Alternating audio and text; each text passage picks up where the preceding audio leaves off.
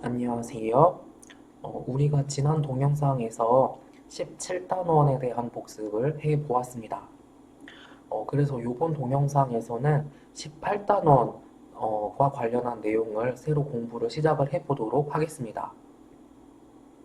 이제 여기 큰 제목에 나와 있는 것처럼 이제 우리가 요 18단원에서는 이제 드디어 주식의 가치가 어떻게 결정이 되는지, 어떻게 계산이 되는지에 대한 부분을 공부를 한다는 단원입니다. 즉, 그래서 우리가 앞에서 채권을 공부하면서 이제 채권이 어떤 메커니즘을 통해서 어떤 방식을 통해서 제 가격이 계산이 되는 것인지 살펴봤던 것처럼 이제 요 18단원에서 이제 주식의 가격이 어떻게 요렇게 계산이 된 거구나라고 살펴보도록 할 예정입니다. 이제 그런데 우리가 요번 주차에 지금 남은 시간이 이제 많지가 않아서 이제 우리가 요번 동영상에서는 이제 여기 18단원 앞부분에 대해서만 공부를 하고 이제 그 대부분의 내용은 이제 다음 주차에 이어서 공부를 하도록 하겠습니다. 요번 동영상에서 다루는 요 18단원 앞부분보다는 이제 요 18단원에서 핵심이 되는 부분은 18.3번에 나오는 디스카운트 디비던드 디스카운트 모델 부분입니다. 이제 그래서 그 전까지 부분은 뭔가 새로운 용어 같은 거 아니면 새로운 개념 이제 그런 거에 대해서만 초점을 맞추고 18.3을 공부를 할 때 조금 여기가 핵심이구나라고 좀 집중을 해서 이제 공부를 하시면 되겠습니다. 이제 그래서 우리가 요번 18단원에서는 이제 어떻게 주식의 가격을, 가치를 계산을 해볼 수 있을까, 라고 하는 것에 대해서 공부를 한다. 그리고 이제 대표적으로 디비던드 디스카운트 모델이라고 하는 것을 통해서 주식 가격이 계산되는 방법을 공부를 할 것입니다. 이제 그리고 추가적으로 우리가 앞에 17단원 공부하면서 잠깐 나왔던 PER 레이시오와 관련한 부분이 조금 간략하게 나와 있습니다. 우선 18.1단원에서 공부를 하는 부분은 여기 지금 comparable이라고 나와 있죠. 그래서 내가 뭐 A라는 회사의 기업의 가치를 좀 평가를 하고 싶어, 알고 싶어, 아니면 계산을 하고 싶어. 그러면 동종 업계에 있는 뭐 주변 회사들을 비교를 해 보면서 뭐 매출액이라던가 아니면 단기순이익이라던가 뭐 이런 거에 어떤 비율이라던가 뭐 어떤 그런 거 비교를 하면서 B 회사의 가치는 이 정도고 C 회사의 가치는 이 정도네 라는 걸 안다라고 하면 A라는 회사의 가치를 이제 주변 회사인 B, C, D라는 회사를 보고 A라는 회사의 가치를 대략적으로 추정을 해낼 수가 이제 계산을 해낼 수가 있겠죠. 이제 그래서 이제 요렇게 다른 회사의 가치를 비교함으로써 이제 내 회사의 가치를 파악하는 방법은 이제 사실은 여기 지금 밸류에이션 레이시오라고 나와 있는데 우리가 19단원에서 자세히 살펴볼 이제 재무 비율들 그러니까 뭐 방금 나왔던 PER, ROE, 뭐 ROA, 뭐 그런 여러 가지 재무 비율들을 통해서 이제 이렇게 좀 비교하는 방식, 비교의 방식으로 이제 회사의 가치를 평가를 하는 방법이 있습니다. 이제 그래서 여기 18.1번에서는 이제 요렇게 비교를 통해서 회사의 가치를 계산을 하는 방법이 있다라고 그렇게 간단하게만 나오고 이제 도입이 되어 있고 이제 사실 재무 비율에 대해서는 우리가 이제 강론은 19단원에 가서 이제 다시 볼 것이다라고 생각을 하시면 되겠습니다. 여기 지금 강의 노트 4페이지 파란 제목에 나와 있는 게 북밸류라고 나와 있죠. 이제 경제나 금융에서 공부를 쭉 하다가 북이라는 단어가 나오면 이게 물론 무슨 책을 의미를 하는 경우도 있을 수 있으나 훨씬 더 많은 경우에 경제나 금융에서 북은 그 회사의 어떤 회계 장부, 어, 어떤 회계 원장 같은 거를 가리키는 경우가 이제 훨씬 더 많습니다. 이제 그리고 이제 회계 원리 과목을 먼저 공부를 해보신 분은 뭐 이제 뭐 북밸류, 뭐 마켓밸류 뭐 이런 것을 들어보셨죠. 즉, 그래서 여기 나와 있는 북밸류라고 하는 것은 이제 기업의 회계적인 가치, 기업의 재무제표상에서 나타나는 가치를 이렇게 북밸류라고 이야기를 합니다. 이제 우리가 여기 지금 18.1번 부분에서 이제 기업의 가치를 나타내는 것에는 여러 가지가 있다라는 걸 볼 건데요. 첫 번째가 이렇게 북밸류라는 게 있습니다. 이제 그 기업의 회계적인 어떤 수치를 가지고 그 기업의 가치를 추정해보는 방법이 있겠고, 이제 두 번째로는 이렇게 마켓밸류라는 것이 있습니다. 이미 상장이 되어 있는 기업이라고 하면 이제 바로 이제 우리가 피겨 18.1번을 통해서 볼 텐데, 지금 주식 가격 곱하기 총 주식된 발행된 주식 수를 그렇게 곱하기 해서 계산을 하면 이렇게 마켓 밸류, 우리나라 말로는 그냥 쉽게 시가총액이라고 하면 되는데, 이렇게 마켓 밸류라고 하는 방법을 통해서도 이제 기업의 가치를 평가를 해볼 수가 있습니다.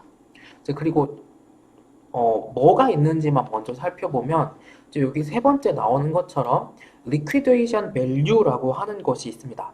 이제 여기 liquidation value라고 할 때 liquidate라고 하는 것은 여기 영어 단어, 경제나 금융에서 영어 단어로서는 회사를 정리하다, 회사를 아예 접는다, 청산을 한다라는 뜻입니다.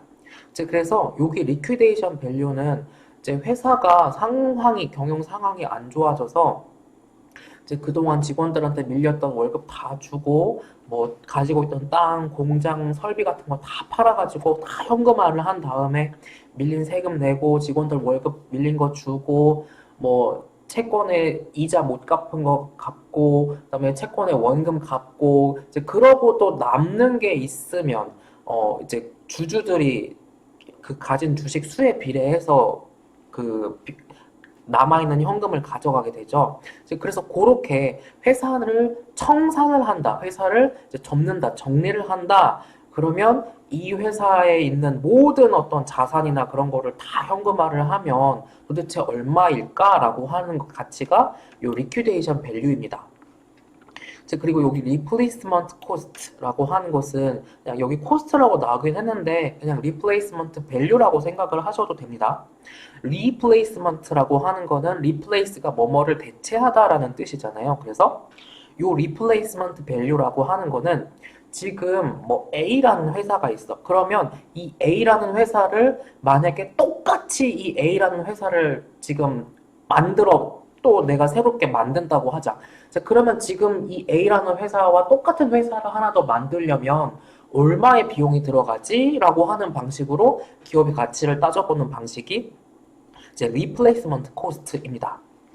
그래서 기업의 가치를 나타내는 방법, 살펴보는 방법은 이렇게 한 네 가지 정도의 방법이 있다라는 것입니다. 그래서 기업의 가치를 측정하는 방법은 뭐 한 네 개 정도가 있구나라고 하는 건데 사실은 이게 중요한 건 아니고 여기 두 번째 점에 나와 있는 것처럼 요 북밸류라고 하는 회계 장부에서 가지고 온 기업의 가치는 이제 historical cost, 지금 당장의 가치가 아니라 이게 뭐 과거의 수치입니다. 그러니까 이게 이 기업이 가진 땅 살 때 얼마였지? 이 기업이 뭐 건물 살 때 얼마 주고 샀는데 그 건물 얼마였지? 그러니까 이게 뭐 짧게는 몇 개월 전, 뭐 길게는 몇 년 전의 숫자라는 거죠. 그러니까 이게 그 기업의 이제 어떤 오래 전의 거의 수치다 보니까 이 북밸류라고 하는 것은 지금 현재 상황, 현재의 기업의 가치를 나타내 주는 데는 좀 문제가 있지 않냐라고 하는 것입니다. 이제 그에 반해서 요 마켓 밸류라고 하는 것은 지금 현재 상황으로 살펴본 이 기업의 가치를 보는 방법이 요 마켓 밸류입니다. 그렇다 보니까 정말로 우연의 일치로 마켓 밸류와 북 밸류가 일치할 수도 있습니다. 지금 회사를 딱 만들었어. 그러면 뭐 이게 마켓 밸류랑 북 밸류랑 같을 확률이 높겠지. 그런데 이게 점점 기업 경영 활동을 하다 보면 이게 북 밸류랑 마켓 밸류랑 이게 점점 달라지게 됩니다. 그래서 일반적인 회사는 마켓 밸류랑 북 밸류가 다르다라는 것입니다. 그리고 우리가 replacement cost, liquidate value라고 하는 것은 우리가 앞에서 개념을 살펴봤죠. 이제 그래서 이 리퀴데이션 밸류라고 하는 것은 이제 그 회사 주식 가격을 따져볼 때, 그 리퀴데이션 밸류를 그 회사 주가의 어떤 바닥이다. 최소 요 정도는 되겠지라고 할 때, 이제 리퀴데이션 밸류를 어떤 플로어, 바닥으로, 그러니까 밑바닥으로 생각을 할 수가 있다라는 것입니다. 이제 그리고 리플레이스먼트 코스트라고 하는 것을 살펴봤고요. 이제 여기 추가적으로 토빈스 큐라고 하는 개념이 나옵니다. 이제 여기 진하게 돼 있긴 한데 이게 여기 나오고 또 안 나오거든요. 이제 그래서 요런 게 있다라고만 아시면 될 것 같습니다. 요 토빈스 큐라고 하는 거는 뭐 나누기 뭐를 한 거냐면 이제 기업의 마켓 밸류 나누기 리플레이스먼트 코스트를 한 겁니다. 이제 그래서 요거는 기준을 이렇게 1입니다. 이제 그래서 이제 뭐분의 마켓 밸류 나누기 리플레이스먼트 코스트를 한 거고 이게 기준이 1이다. 이제 그래서 그 기업에 대한 토빈스 Q를 계산을 해봤더니 이 값이 만약에 1보다 크게 나왔어. 이제 그러면 그 기업의 경우에는 리플레이스먼트 코스트보다 기업의 어떤 시가총액이 훨씬 더 크다는 거지. 그러니까 지금 시장에서 그 기업의 가치를 굉장히 높게 보고 있다는 거지. 성장할 수 있는 기업이라고 생각을 한다는 거지. 반대로 이거를 계산해봤더니 이게 만약에 1보다 작게 나왔어. 이제 그러면 이 분모가 더 크다는 거잖아요. 그러면 지금 이 회사에 있는 거 그냥 없애버리고 똑같은 회사 다시 만들면 되지. 그게 더 낫지라고 본다는 겁니다. 이제 그러니까 여기 1보다 작게 나왔다라고 하는 것은 지금 그런 기업에 대해서는 약간 투자 가치가 좀 거의 없다, 적다라고 시장에서 인식을 하고 있다라는 것입니다. 그래서 이게 1보다 크게 나오는 경우가 이제 투자를 해야 되는 기업이 되겠죠. 이제 그래서 여기 18.1번 피규어를 살펴보게 되면 이게 2016년 6월 14일이니까 조금 오래된 거긴 한데 이제 그때 당시 기준으로 마이크로소프트의 몇 가지 어떤 정보가 나와 있습니다. 이제 요 날짜 기준으로 마이크로소프트의 주가는 49.71달러, 그러니까 우리나라 돈으로 약 한 50만 원이 조금 넘는 돈입니다. 이제 그리고 요게 지금 common shares outstanding이라는 단어가 우리 앞에서 한번 나왔었죠. 총 남아있는 잔량을 outstanding이라고 합니다. 이제 그래서 보통주가 지금 이 마이크로소프트 보통주가 발행되어 있는 지금 주식 수가 7.86 빌리언 주만큼 지금 발행이 되어 있다라는 것입니다. 이제 그래서 여기 지금 요거와 요 49.71 곱하기 7.86을 하면 대략적으로 이렇게 391 빌리언 달러라는 값이 나옵니다. 여기 지금 단수 차이 때문에 정확하게 391이 나오진 않는데 그래서 여기 우리가 뉴스나 언론이나 뭐 인터넷 기사 같은 거 보면 뭐 시가총액, 기업의 시총이 얼마고 저쩌고 뭐 이거 말할 때 시총이라는 건 어떻게 계산이 된 거다?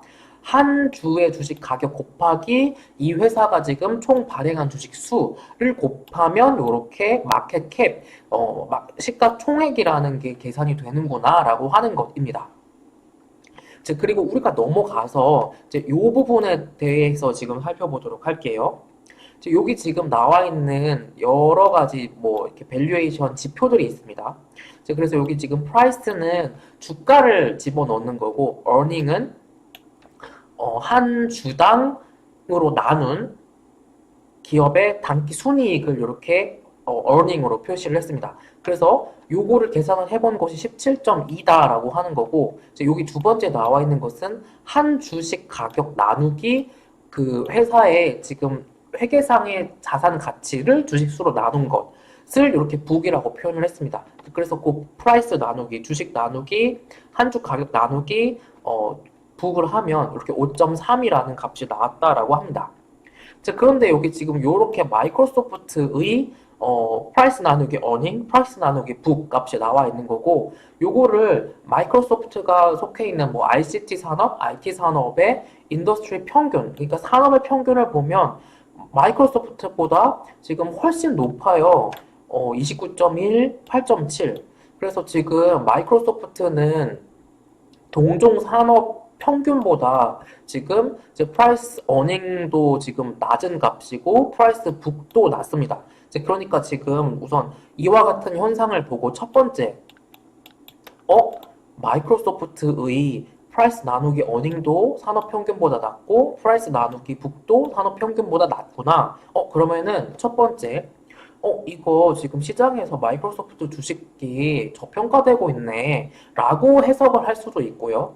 이제 두 번째, 이제 혹은 어떻게 해석을 할 수도 있냐면 이제 우리가 마이크로소프트라고 하는 기업을 생각을 해보면 이제 생긴 지가 꽤 됐습니다. 이제 ICT 업종은 굉장히 빨리빨리 변하는데, 상대적으로 빨리 변하는데, 이제 마이크로소프트는 빌 게이츠가 창업을 하고 지금 뭐 윈도우 시리즈를 내놓고 한 지가 굉장히 오래됐습니다. 상대적으로 뭐 다른 뭐 구글이나 뭐 다른 기업들에 비해서.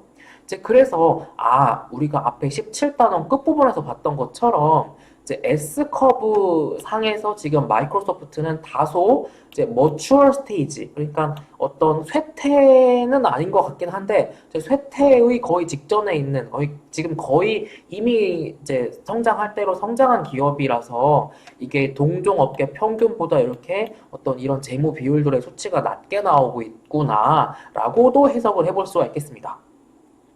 이제 그래서 우리가 여기 지금 뭐 ROE라던가 ROA라던가 이런 지표들도 이제 마이크로소프트 거랑 동종 산업의 평균치와 비교를 해서 마이크로소프트는 왜 이렇게 ROE가 낮아? 뭐 이런 거를 이제 살펴볼 수 있습니다.